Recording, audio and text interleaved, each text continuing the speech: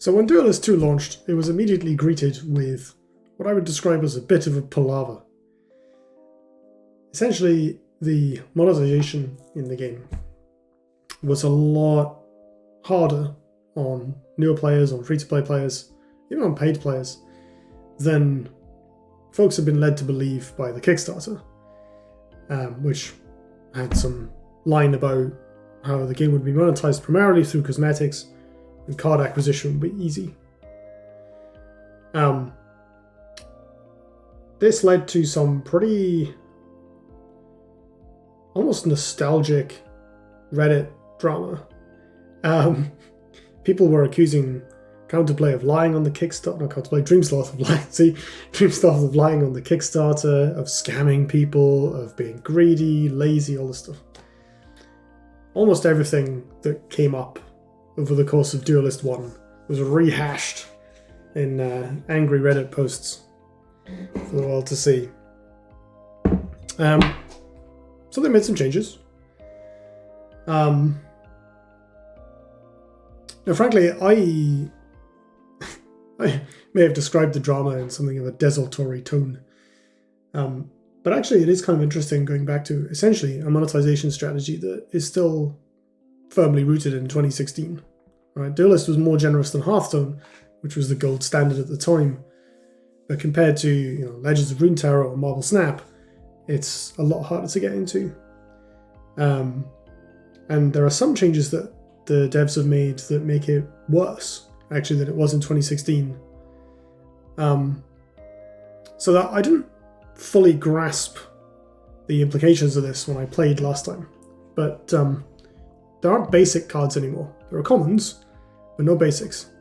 And the contents of the starter decks are all you get as fixed cards. Leveling up the factions just gets you orbs. Originally, it got you very few orbs. Now it gets you more. In the patch, I want to say it was yesterday, 2 days ago, they added a lot more rewards for leveling up the factions, which is great. It's a good step forward. You get some gold, you get some spirit, new faction orbs, which give you cards for that faction specifically, or bias towards cards for that faction.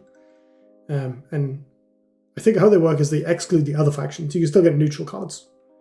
There we go. That's a better explanation. But you can still open the basic cards. Not only are there no more basic cards to unlock, but you can open the starters. There's no duplicate protection. Yet. I have a reasonable hope that... so we know more changes are coming, right? They've... trying to remember. They've promised changes to at least one other aspect of card acquisition. I can't remember off the top of my head, and I don't know where I found it, so I can't just look it up, unfortunately. Maybe it was in the patch notes. I've got the patch notes open. Give me just a second. There we go, patch notes. We can see what they changed a couple days ago. So we've got the new faction level up rewards have been essentially quintupled in frequency. You don't get much for the intermediary ones. The orbs are still doled out kind of slowly, so it's not actually that big of an upgrade, but it's a start. And the faction orbs have like pretty reasonable drop rates. I think I feel like these are pretty similar to the original Duelyst orb drop rates. Like the 1 in 5 packs having a legendary feels about right. Solo challenges give a little bit more orb. A little bit more gold, but like a little bit more. I swear they said something else about... Nope, it's not here. Well, that was a useless digression. Sorry about that. Anyway, I believe more changes are coming. I think duplicate protection is the number one thing they need to do. But it's not often I go on Reddit and see a bunch of angry, frothing at their mouth posts, and although I might disagree with their tone, I kind of fundamentally agree with their content. So I haven't been playing much Duelyst 2. I just can't be bothered to grind cards is the main reason. I could play Legacy, but knowing it's a dead end, and of course, I've played plenty of Duelyst patch 1.96. I still, when I fire up the game, I find myself wanting to play Legacy more than try and grind the normal ladder, even though I'll mostly be playing against people with basic decks, and I have enjoyed that. I don't know, it's nice to be able to play complex decks and try stuff. I've just been having fun killing people with Wanderer like the old days. So apologies for the, 4 people playing Legacy trying out different jank decks, losing to me playing Flash Wanderer on turn 2, but, get good, I guess. I just haven't really felt myself compelled to play the, only starter cards, draw 2 ladder. I think duplicate protection would go some way to that. Like right now, opening orbs feels really bad. You can open duplicate cards in your very first orb, and I think I did. And those are just like some worthless amount of spirit. Duplicate commons, not worth it. When they added duplicate protection to Hearthstone, it was such a huge game changer because. So I'm not playing Hearthstone at the moment, but I kind of go in and out of actively playing the game. I mostly play it with my wife. I will like occasionally sort of get into the game and then grind up some packs or whatever, every few expansions, and then build a bunch of decks that are not necessarily tier decks. They're decks at a power level of my choice and within my reach, and we'll play them against each other basically. And that's because of 2 features, one of which is you can share decks when you play against other people, which is a fantastic addition to the game, and that should be in every CCG in my opinion. And 2 is that there's duplicate protection. I can open a bunch of packs and get all the commons really easily. I can just get commons. Now I have a lot of dust in Hearthstone crafting material because I used to play loads back in the day. So it's not really like the experience isn't quite comparable, because if I want something, I can delve into my savings basically, whereas I obviously can't do this in Duelyst 2. But I think being able to fill out the commons, especially in Duelyst, where the commons, Duelyst and modern Hearthstone both have very strong commons. It didn't used to be the case in old Hearthstone, but Duelyst's commons I always had there's a lot of common staples: Primus Fist, Healing Mystic, Dancing Blades, Frostbow, Naga, just neutral cards off the top of my head. Stuff like Rust Crawler as well. Problem is a lot of the other commons are just rubbish. No one's ever going to play Piercing Mantis, right? Apologies to any Piercing Mantis enjoyers out there, but this card is bad. Good luck with it. Dragon Lock or whatever. Even in 2-draw, these cards are likely too low impact to be of much utility outside of niche scenarios. And I'm not saying, I'm being facetious, I'm not saying those niche scenarios can't exist. But Rock Pulverizer, Pulls Weight, and Gauntlet. Card's fine, but fundamentally, I don't want these cards. So opening more of these instead of commons I actually need in order to be able to build random budget decks is quite frustrating. And then similarly for all the factions, you miss out on, there's certain removal spells or other staples that you just don't have because they aren't basic anymore. And some of them have been upgraded to rares, like Mist Dragon Seal is a rare now. Inner Focus is rare as well, I think. So that feels especially baffling. In the sense that, these cards are very good with beginner Songhai decks. Yes, they're powerful cards, but that's not a good reason to make them harder to get at.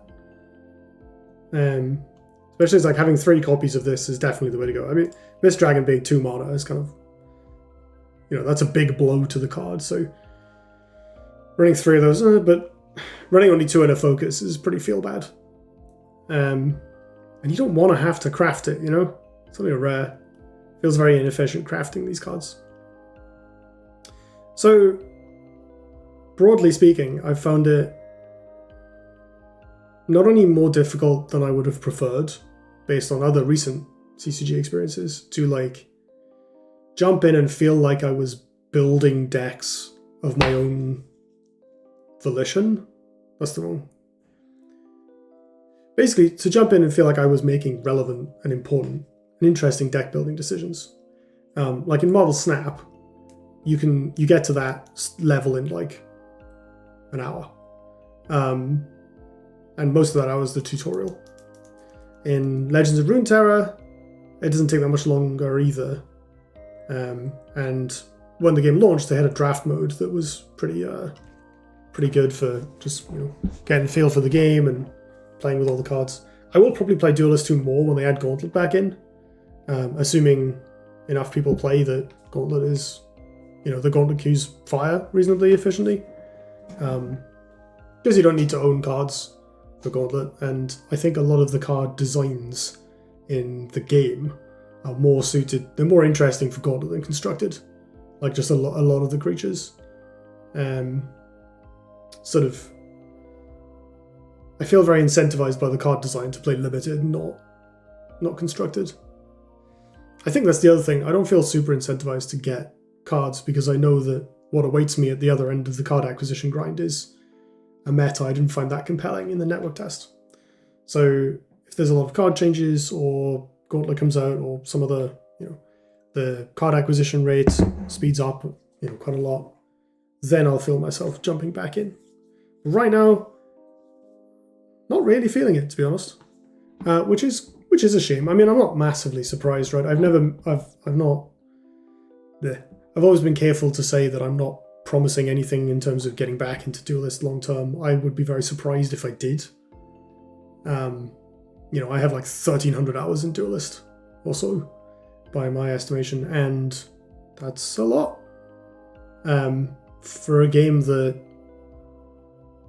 very few of my real life friends play. But it has been really nice. Like, my main motivation for playing Duelyst 2, to be honest, is like getting to just chat about it with folks on Discord and, you lot in the comments again. Like, it's just nice to have that social interaction, that touch point. Yeah, this is a bit of an unstructured ramble, but basically, I don't really fault the devs for not having overhauled the monetization yet. What I do think is a bit of an error is releasing it in a state where people can pay money. Especially after already having taken money in the Kickstarter. I think, like, obviously it's too late now, right? They've done it. So this is not actionable or useful advice. Advice. I'm a white man on the internet, has opinions. Go me. But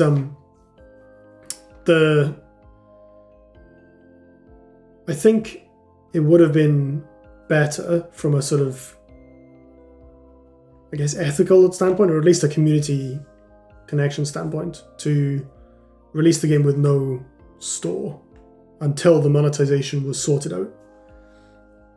My interpretation of what's happened is either they didn't think about it, or they were like, yeah, this is fine, we can get away with this. Neither of which is particularly confidence inspiring. But obviously from what the devs have said and what they've done since, it's obvious that they don't intend to let the mistake stand permanently. So I'm not here to echo the Reddit threads about how they're all, conspiracy theories about how they're all lazy and terrible or whatever. Like, that's not true. That's not true. Game developers, if nothing, are not lazy. Making a game's hard. A lot of work. And obviously a lot of the folks in Dreamsloth, it's a volunteer project. They're working on their spare time. A lot of them haven't worked on a released game before. So, give them time. But nonetheless, like, with the game in the state it's in, I think the monetization and progression systems do need quite a bit more work. And it's not necessarily easy to do, right? Like, there's, Marvel Snap is like, when did Hearthstone come out? 2014? 2013, right? So let's say it's 2014, that's 8 years from Hearthstone, which itself was based on Magic Online and real life TCGs. 8 years later, we finally get a different take on, well, just buy packs, obviously.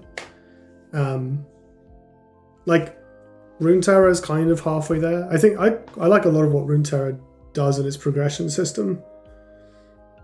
But I still found myself, I built one deck and then ran out of steam, and it was going to take a long time to build up a second.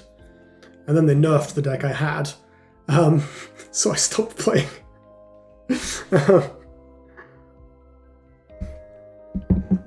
There's a lot of, it's very hard to avoid situations like that. I'm going to touch on Marvel Snap again as a point of comparison, because I think it's quite interesting. I've spoken to a few people about this who have who haven't played Marvel Snap but have sort of expressed negative opinions about its progression. And like, I've been fairly critical of the problems with its progression system in my videos, right? It's not perfect by any stretch of the imagination. But having now played the game for, I want to say 2 months total, 3 months, 2.5 months,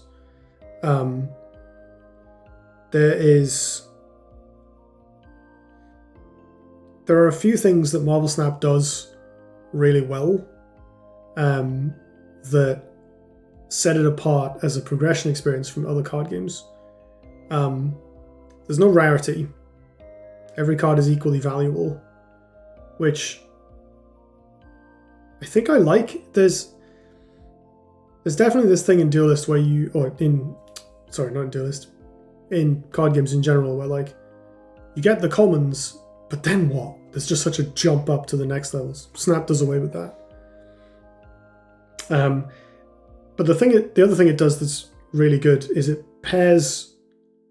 It doesn't just have a ranked ladder. The matchmaking algorithm takes into account what it calls your collection level, which is basically how many cards you have, broadly. And that there are like brackets of collection level.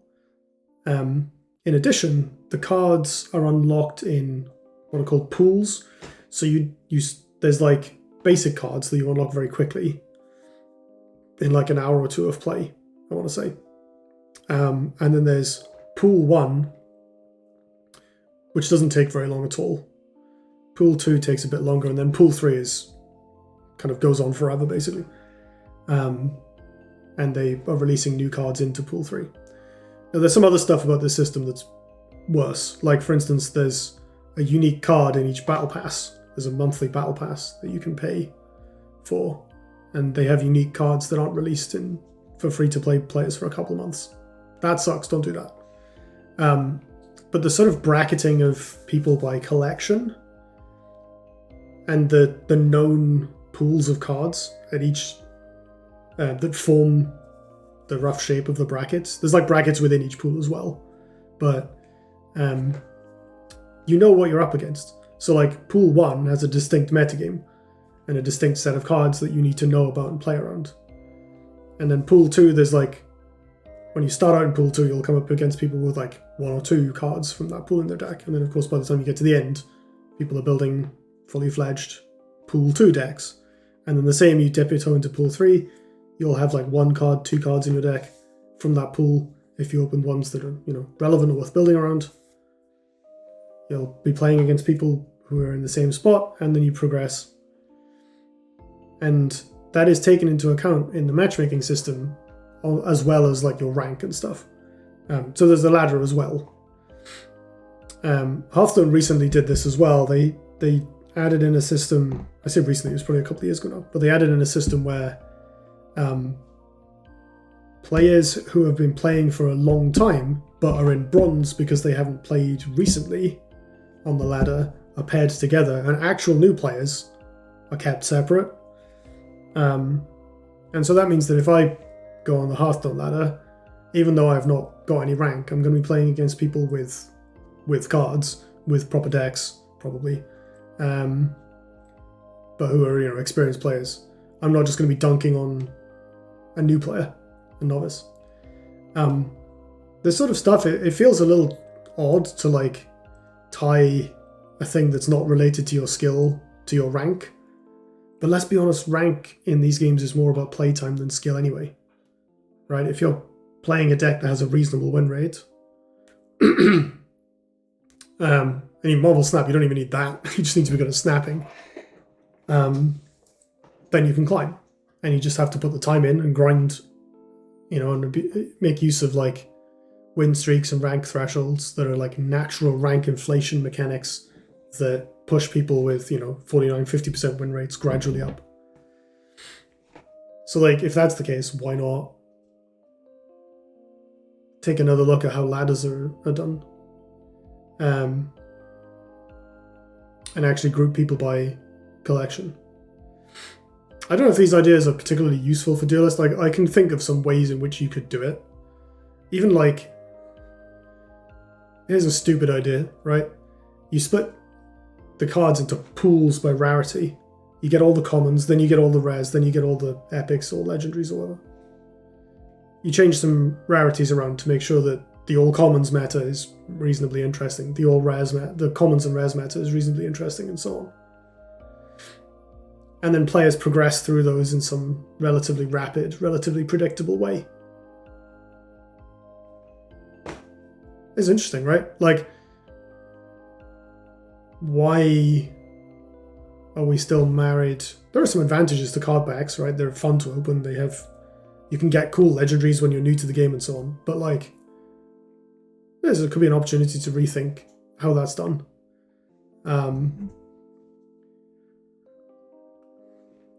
Something that draws players along and means it so that they can, like, an experienced player would find, here's Duelyst, but it's only commons, to be kind of interesting, right? Not long term, but like, you don't have to play it long term, you progress out of it. Interesting idea. Yeah. I'm definitely not an expert on monetization or progression mechanics, but I would be behind Dreamsloth trying some stuff. But I think if they are trying some stuff, they should try the stuff and then charge people for it once they're confident that it will work. Not the other way around, as seems to have been the case with this actual launch. I think it would honestly be a reasonable thing to do to close the shop and just make sure that like the progression system is stable, the free-to-play system works, because you're going to have people actually testing it. Like, I would not be surprised if, because this is quite a small group of them, and they're volunteers working on their own time, it wouldn't surprise me if they hadn't tested the free-to-play path very much.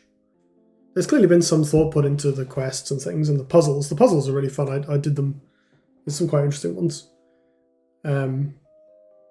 But I'd be surprised if they'd spent a lot of time testing the full free-to-play experience, because that's not something you can check the early game quickly, right? Does the tutorial work? Does the onboarding work? Do people get tooltips? But that takes like an hour to run through, right? You can't run through the process of being a free-to-play player. That takes weeks. So it is hard to test this stuff. I definitely get that. But maybe that explains why some of these problems have kind of maybe slipped under the radar a little bit.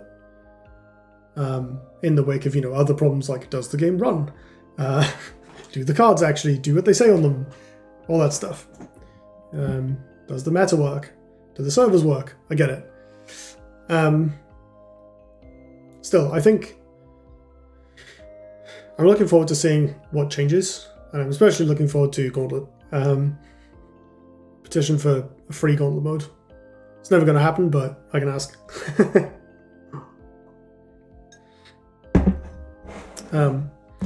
I will say that I think it's a very good decision that they've made to allow you to play Legacy without... allow you to play Legacy A for free, and B, you can still do quests and level up your factions. Like, I've got my Magma faction level up to, I think, 8 or 9 now. 9, because I've played a few games of Wanderer, jammed a little bit.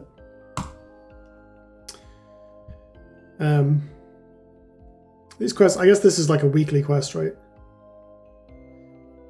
20 gold? Really? No. Really? Okay, I hadn't looked at this. 20 gold is nothing. That's 1/5 of a pack. For 4 games, which is like 45 minutes, an hour of playtime. 20 gold. No. Okay, I'm going to add another thing to my opinions about the economy. Dreamsloth, this is not enough gold for quests. Let people have things. Let people buy packs. I'm not going to... I'm not going to grind this. You won't catch me dead grinding this. I did this before, and it was easier then because the quests were like 50 gold for the dailies, if I remember correctly. Yeah, that quest feels not even worth pursuing. I think quests are nice for encouraging people to do different things, but like for this to work, you also need a deck, so it's not free, right? Again, Hearthstone learned this lesson. They started off with like, you know, win X games with this class. And then it was win X, if I remember correctly, it was like win X games with one of these 3 classes or something. Now it's play X games with one of these 3 classes. It still guides you a bit, but it's permissive enough that like, you know, even if you don't have that much of a collection, you probably have something you can put together in one of those factions that will be okay on the ladder for a bit, and you don't have to win, you just have to play. Of course, you can still cost yourself your rank, but there is unranked for that. Hearthstone does have unranked, I believe. Or arena. It's quite good for arena, because you can, you know, pick your class based on what your quests are when you're going to draft. That's hard to do if you require a specific one, because you might just not get offered it. So... yeah, there's definitely some work that needs to be done, but let's play a couple games, shall we? Given that I have this Vitruvian quest, why not play some more Vitruvian? Also because it's the only faction I have a moderate amount of levels in. I did open another Aymara healer, actually. I should probably put that in.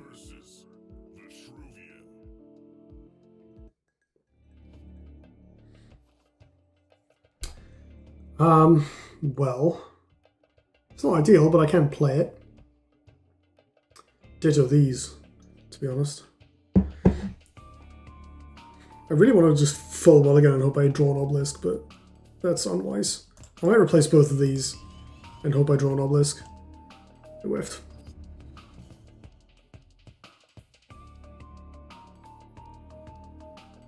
Going back and forth between Legacy and 2-draw is confusing.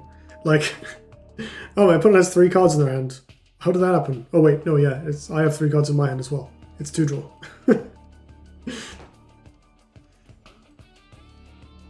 That's obviously not a complaint. It's entirely expected. All right, that's good. Get that obelisk. It does feel a bit inefficient wasting the mana tile and wasting the mana, but the Saber's Spine Tiger does more, right? This card is useful as a removal spell. It also dies very easily. You know, True Strike is a card. Frostbone, oh, they call it Frostbone Naga. Oh yeah, anyway. The general hit can obviously kill it. Whereas this, yeah, they can hit it for free, but then it's going to make a Dervish and we can see what happens after that. Like Dervish plus Bone Swarm probably clears whatever they're about to play.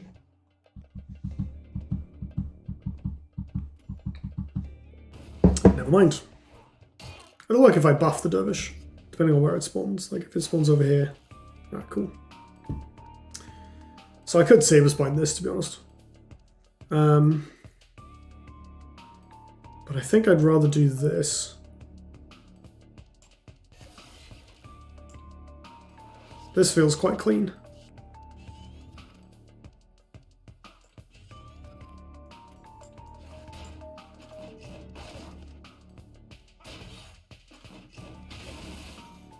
Yeah, that was really good. Well done, Obelisk. That was a good spawn. Literally perfect. Yeah, that play doesn't work with any other spawn, does it?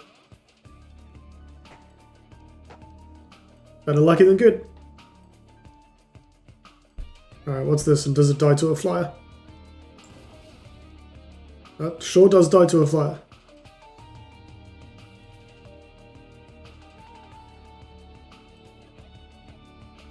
I think I'm jamming Starfire Scarab here, I want to say. Snap the Divine Bond, alright. I mean, yeah, I'll just trade this for it. I don't care that much, do I?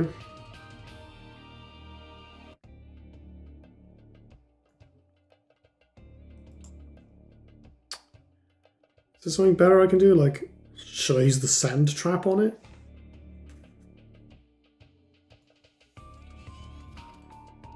Sand Trap, Ethereal Obelisk, Tiger Obelisk. I feel like none of these are better than Starfire Scarab, but it probably just gets martyrdomed.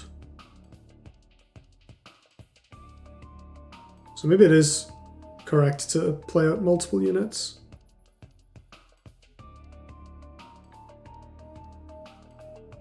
Nah. I accept my impending martyrdom with good grace. I will still kill this though. Attack my opponent a little bit.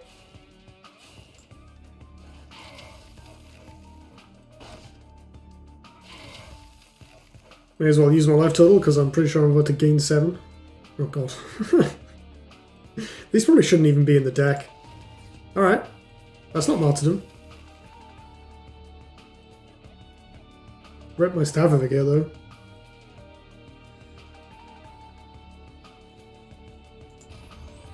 Okay.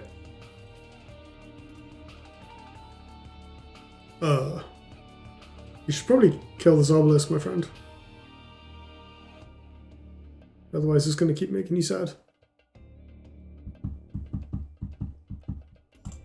Okay. Let it be known that they killed my obelisk. Alright. Where are we at? Oh, let's replace some of these bad cards. Right. We still don't have a lot to do here. I can play a Saber Spider and not attack with it. This is obviously coming down here and shooting them. I like putting an obelisk down somewhere annoying.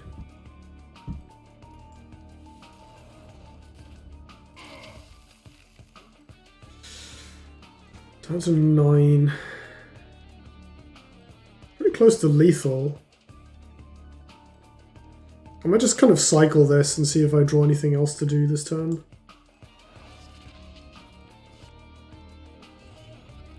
I do not. Alright, fine. In that case, I think I'll just do this. Throw out the Bone Swarm because otherwise it goes to waste, and it does remove the Sunstone Braces if that's relevant. I will be attacking them. Line, I'll have a lot of healing, so this could be a little sus, but I think we're fine to do it. So what's my opponent's best line here? It's probably like the old Sundrop Elixir Ironcliff Guardian. I mean, I'm in bronze, so I don't know if they own any of those cards. I don't remember if Sundrop is basic. In the starter decks, it probably is. Okay. Alright, this is fine. We have lethal with First Sword of a Crane for the incredibly stylish killing both of these with one blast.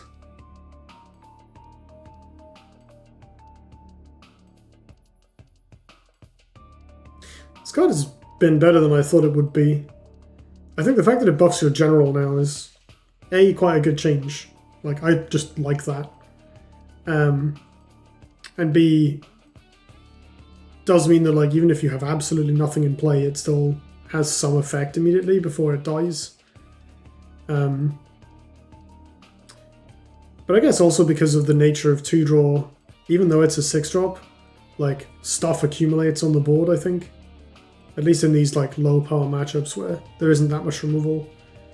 And obviously I've been playing Obelisks, and Ephemeral Shroud isn't a basic card in Duelyst 2, which is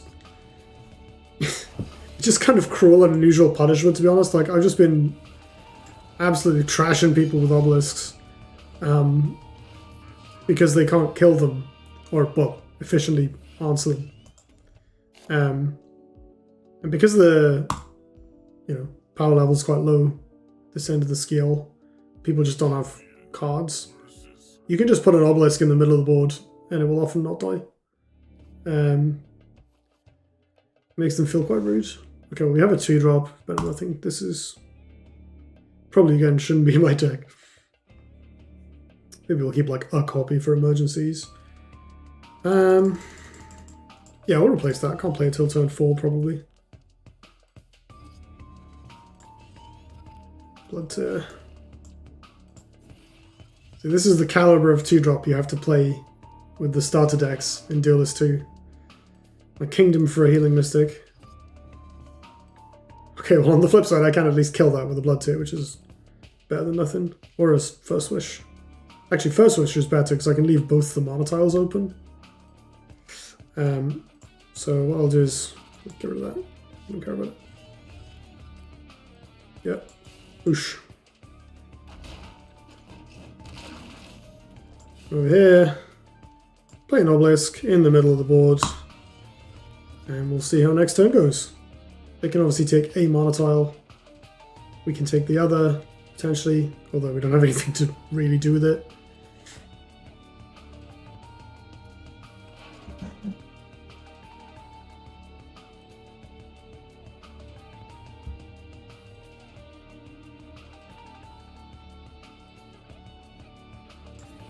Okie dokie. Oh. Attacking me instead of the obelisk. That is brave. Terrible spawn. Just the absolute opposite of our previous triumph. So I have up to 5 mana. Once one kills one of these.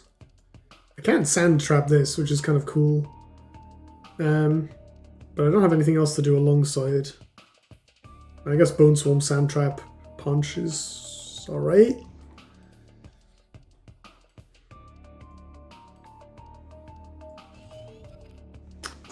But that's slightly more efficient than Bone Swarm, I feel. This play is kind of cute. I don't know if it's... Oh, that's better than using a Blood Tear, I think. It's nice and simple. I'll keep hold of the center.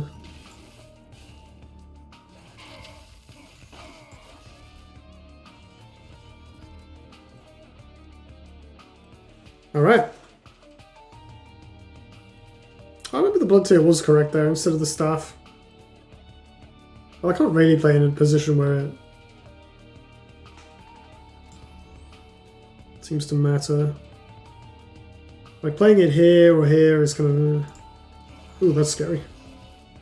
Might need to entropic that. It's a better spawn. Okay, what does this do when it counterattacks? It deals 2 to me. Okay, so it'll break my thing.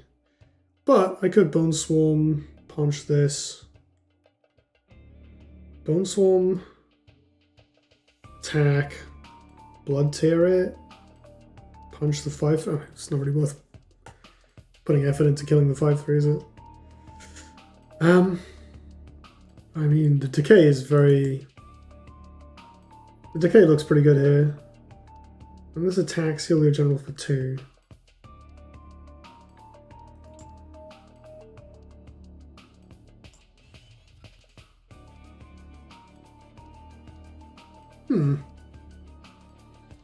Oh, I know what I can do. I can pop this with Entropic Decay and then run away and play an Ethereal Obelisk in the middle.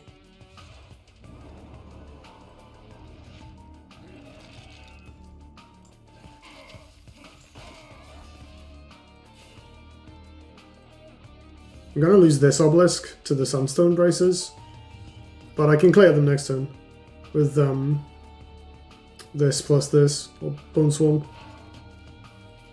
I think Sunstone Braces is quite good in 2-draw. Lets you kill 2/3s quite easily. Not that there are too many of them at this stage on the ladder, but it still kills like Windblade Adepts and stuff. Azurite Lines. Liner has actually good 2-drops this early on. Bone Swarm looking tasty here.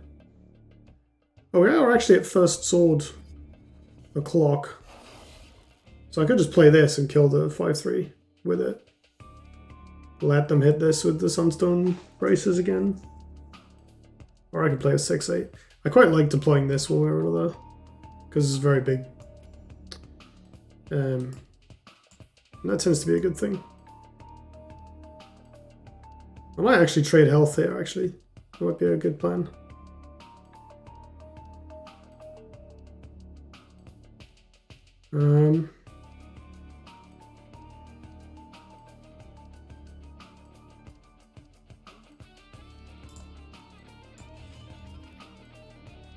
There you go. We kill that. Punch my opponent.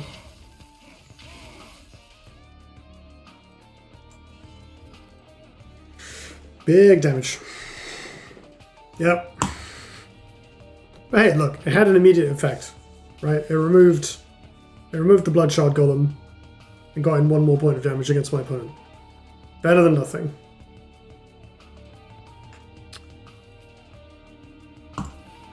As a Horn Shaman. Alright. Ow.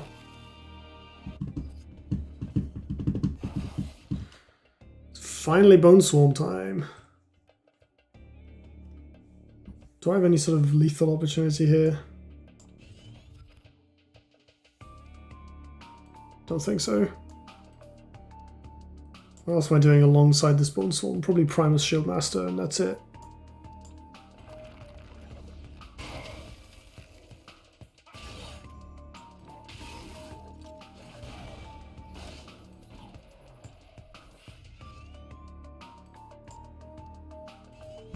Feels kind of good. I found the Primus buffing. Fair enough. I found the Primus, nerfed as it is, does play quite well with the obelisks because A, obviously protecting them from people hitting them is good, and B, buffing them to 7 health pushes them out of some thresholds. Let's do one more game before I wrap up the video. It pushes them above some thresholds where, like, no, it takes 4 general hits to kill it, or 3 hits from a 3 attack thing. Similarly, Science First Wish on an obelisk has been quite good for me. I think I'll just do this. Oh, we're playing against a silver player. Moving up in the world. I might actually keep this so I can sand trap their minion on turn 2 if I don't draw anything to do. Which I didn't. Oh, Rook, perfect. I can take this out of my deck. Okay, well, I'll take a early Tiger. Fine.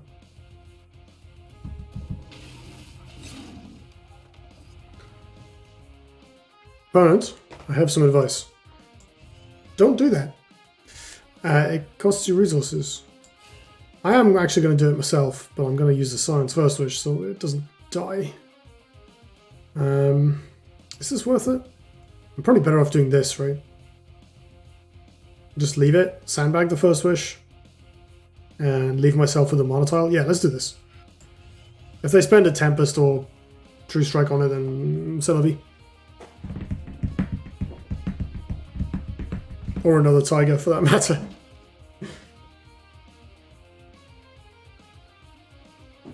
Frostborn Naga would be pretty bad, though. Oh, that's also bad. I forgot about that card.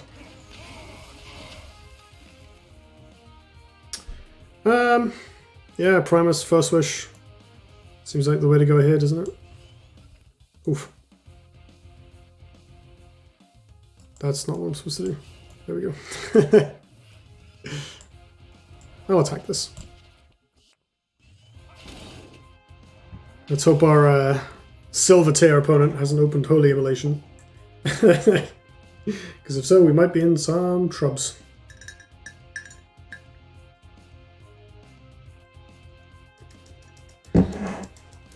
Circle of Life also looks pretty good for here then. Yeah, for them here. Is that a Dancing Blades? If it is, at least I can run away from it. So the 4/6 body isn't super relevant for a while. Oh no, that's an immo. See, this is the awkward thing, right? I don't have any good cards. I mean, I have some Imara healers. My card's fine. But now I'm playing against them. Which is the thing that the Marvel Snap system avoids so well. Is this experience of like, well, my deck isn't tuned to be able to compete with Holy Immolation, right? Let's get rid of this card. Okay, so I'm rapidly running out of the old life points.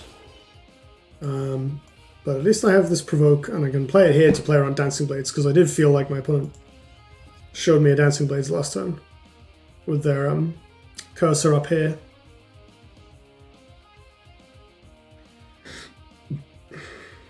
They might Martyrdom this, which at least gives me a life buffer, but it probably wins them the game. I'm hoping they just like slam an Ironcliff Guardian or something and I can kill it with this and get on with my life.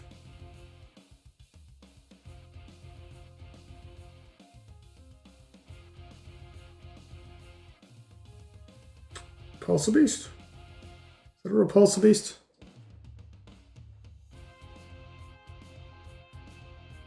Could just be where they're choosing to put their Ironcliff. But I feel like you would put it. Alright, there's the Martyrdom. I hope they don't have anything good to follow it up with. Oh, that's pretty good. That's extremely good. Can I get a Dispel off the top? No! Well, I think that probably means I'm dead. I could punch it and decay the Tombstone. I think my best line is like run away and hope the Starfire Scarab does something. May as well buff it. I'm assuming this gets martyrdomed. Oh, that would have been good. Uh-oh. There's the Ironclad. Okay, we don't care about that. Oh, unless they also have martyrdom. That would be bad.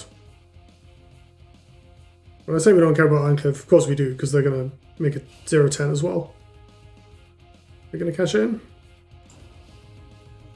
Yes. And here's a Windblade. Right, well at least we can hit it with the Starfire Scarab, which is better than nothing. Oh my god. I have to body block myself with the Scarab, which is never a good feeling. Right, go away. Now what? I have 3 mana, this card's useless. What else we got? I mean, I can just body block with obelisks. That could be a good idea. So if I stand over here, they can't Divine Bond me with this. So there is an argument for moving this down and shooting this instead. I think what I'm better off doing is making this blast attack and also playing an obelisk to protect me. At least force them to go through my minions. Like they could well, you know, have martyrdom or MO or whatever, but I don't know how I come back from that. I mean, look, I lost this game a few turns ago, but I think I at least have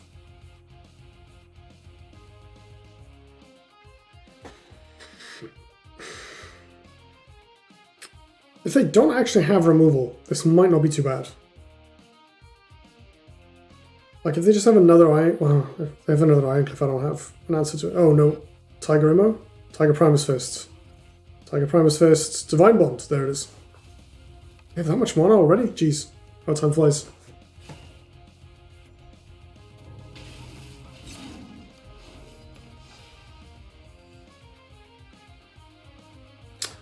Well.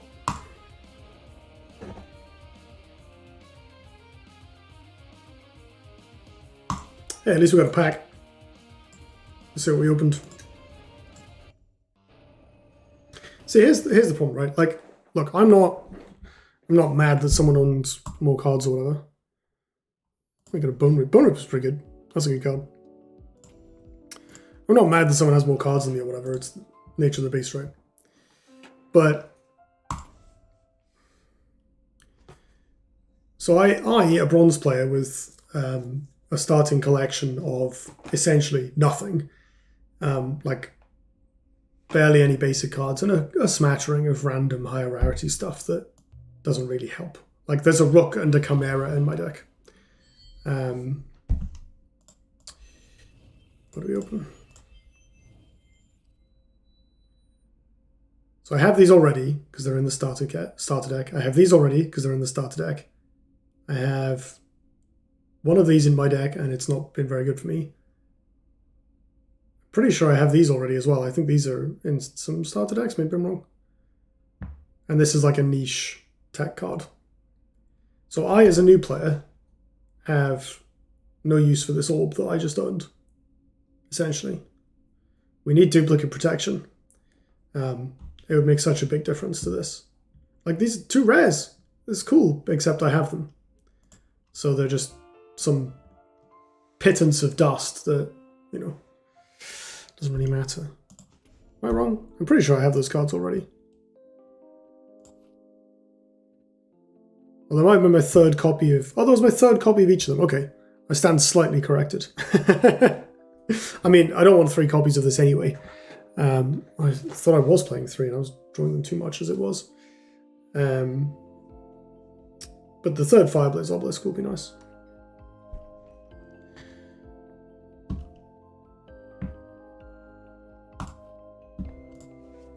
Alright. That particular orb, not quite as bad as I thought. But then also, well, I was going to say it's kind of weird that there's some of the starter cards in the starter decks are 2 orbs. It's not that weird. I think that's fine.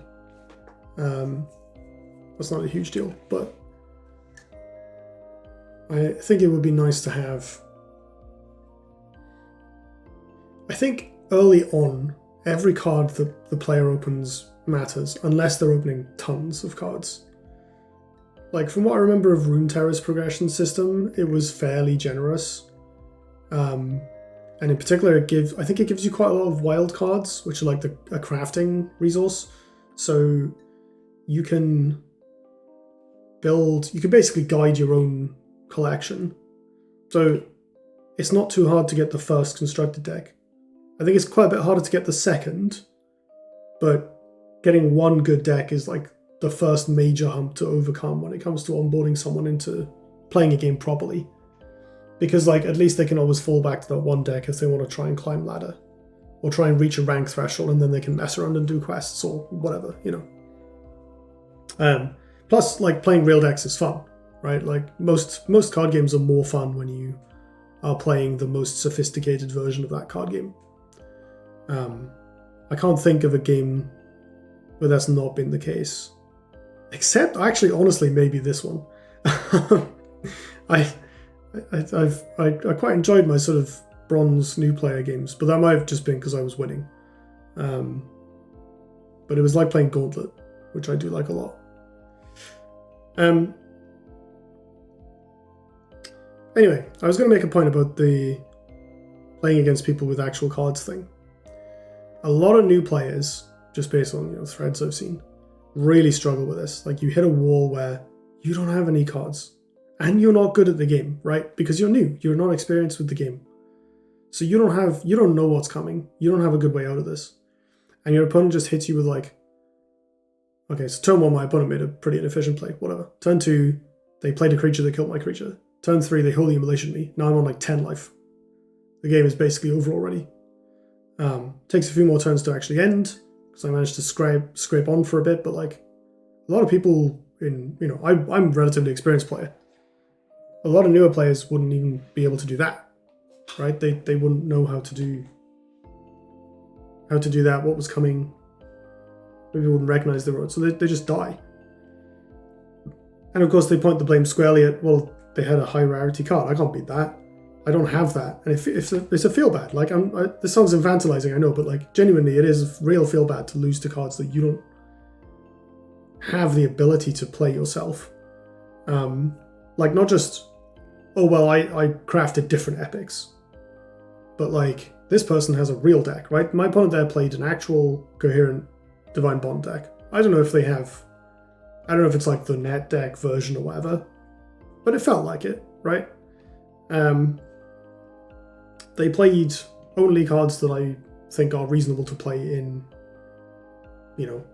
classic Duelyst, Tempo Argent or Bond Argent. And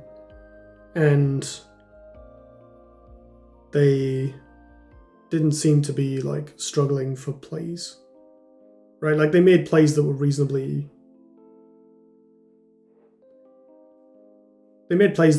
sort of appropriate to the situation, and they seemed to be having actual decisions as well, right? So probably wasn't the case that like they drew their 3 good cards, right? They have 1 Duelyst and 1 Holy. Maybe they do. Maybe they only have 1 Duelyst, 1 Nemo or whatever, and they drew them. But like, I got the feeling that wasn't the case.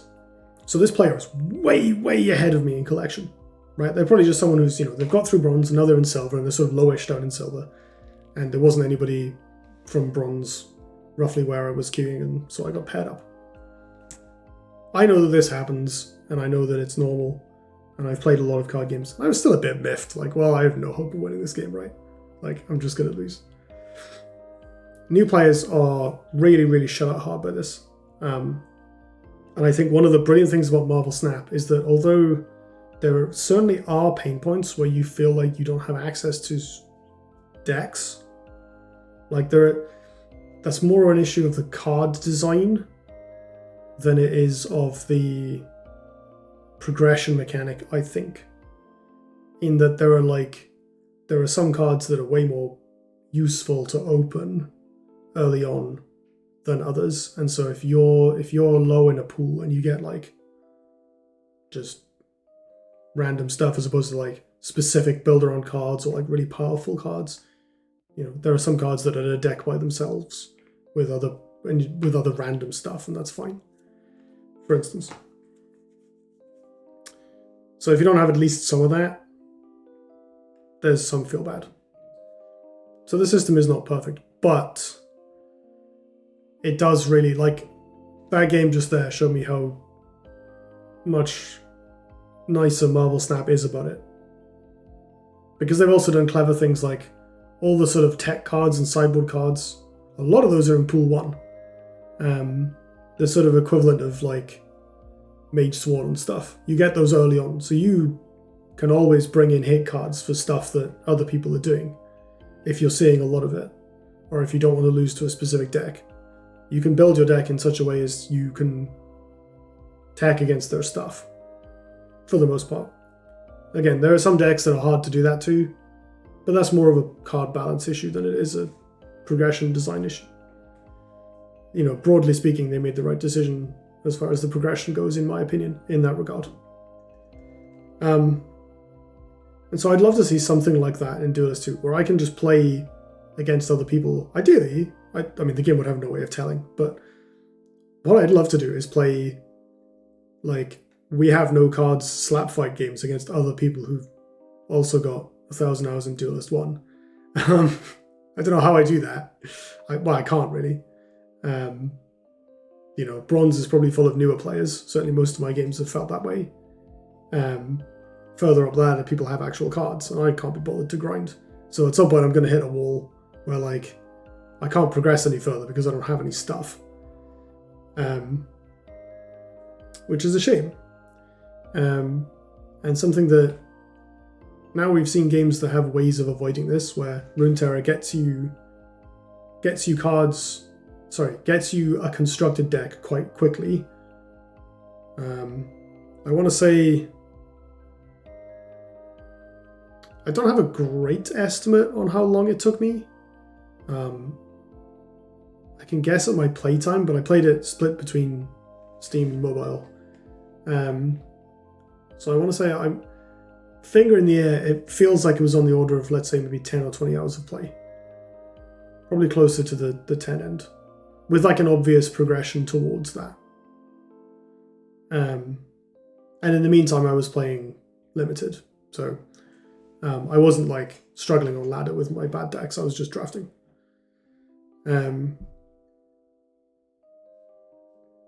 So that was kind of pretty painless. And then, yeah, Marvel Snap, where you're never paired against people with way more stuff than you, basically. and you're never paired against players where you don't have the option of. You're never put in a matchup where you couldn't possibly have built your deck to have some sort of advantage. I think it's a bit easier with the way the actual game mechanics of Marvel Snap work as well. Like, without going into too much detail, you can learn to use tech cards very effectively against specific opponents. Which is a bit harder in Duelyst, where like most of the stuff is, there aren't tech cards for Mechanta, Warbeast, or Holy Imbo. Those cards are just really good. You can play around them, but you still have to win the game while doing that, and that's hard with bad cards. So you're kind of never put in that helpless state in Snap, and you can very quickly get out of the helpless state in Runeterra. I think those are both valid ways to approach the problem. Again, I think a lot of this goes away if I can play Gauntlet without running out of gold. I'll just do that. And then eventually I'll probably have some cards. But again, it does take a long time. And for most people, the standard advice in games like this and Arena and Hearthstone of like, oh, just grind draft is... Well, they don't want to play draft, they want to play constructed. I'm the other way around. I want to play draft more than constructed most of the time. I like playing limited. But I know I'm in the minority. Yeah, sorry this has been a bit rambly. I just sort of, as is often the case, I went in with a head full of opinions and no script, and just sort of talked until they had come out. But I'm also interested in hearing... I mean, I don't want to hear the vitriol, but I am interested in hearing what people have found of the progression mechanics so far. Like, how far do you feel like you've gotten comfortably far enough for the playtime you've put in? Are you struggling? Are you having an okay time? How long did it take you to get a decent deck together, and so on? And I think it's reasonably likely there'll be more positive changes in the future, so there's certainly no cause to write it off yet. But if anyone from Dreamsloth is watching this, feel free to use my ideas. They may be helpful, I don't know. But yes, you're more than welcome to, if it's of concern, you're more than welcome to steal anything I've mentioned in this video. Please do. If it happens to be of use. Right. Signing off for the evening. Laters, everybody. Have a good one.